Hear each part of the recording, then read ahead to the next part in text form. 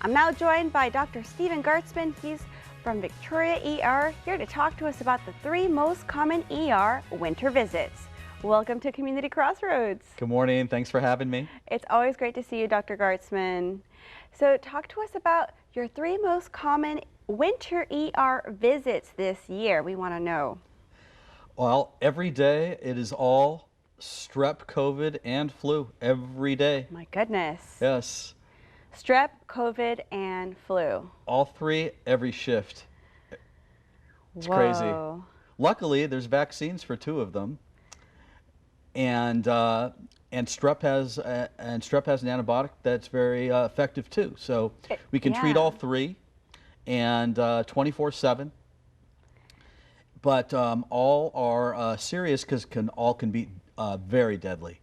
Yes. And so we want to protect the vulnerable, our family and neighbors that are at high risk, that won't be able to fight off these diseases because of their poor, weak immune system. So we really want to promote vaccinations for the community to help protect the vulnerable so we lose less lives this year. Definitely. Yeah. And I understand the government removed the funding assistance to help pay for medications like Paxlovid that really help you get through COVID a lot sooner than without it. In my experience, at least, I understand that y'all have some way to help pay for that.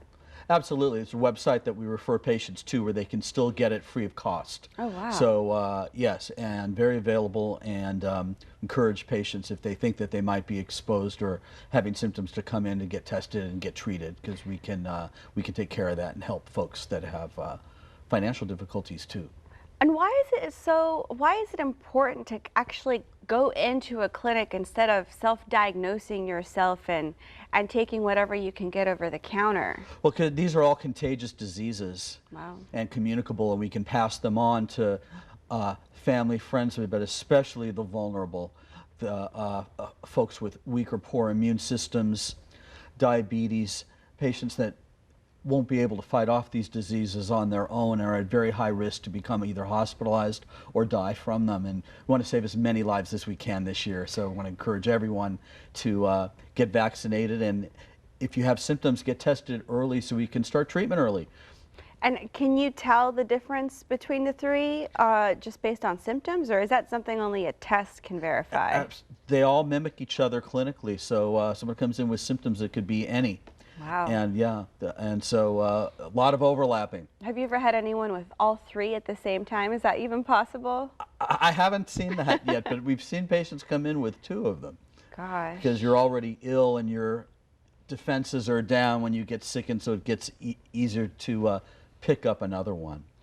Well, we've got to definitely potentially keep masking up at the grocery store, at the mall, those kind of places where maybe you could get easily infected. Absolutely, especially if you have symptoms, and very much so. We want to protect the community as much as possible, and especially during the winter time. You mentioned to please be safe on the roads, especially with cold and icy conditions, because motor vehicle accidents are a huge common cause of death, and we want to protect everybody. Definitely. Got to stay safe out there. Let's go ahead and remind our viewers how to get in touch with you, Dr. Gartzman. So they're located, Victoria ER, it's 24 hours emergency care, and they're going to be at 6703 North Navarro. You can call them at 361-573-1500.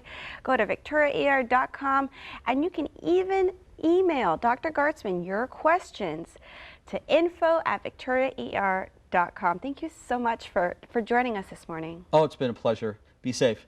All right. Well, coming up, don't go anywhere. We hear from more of our guests on Community Crossroads.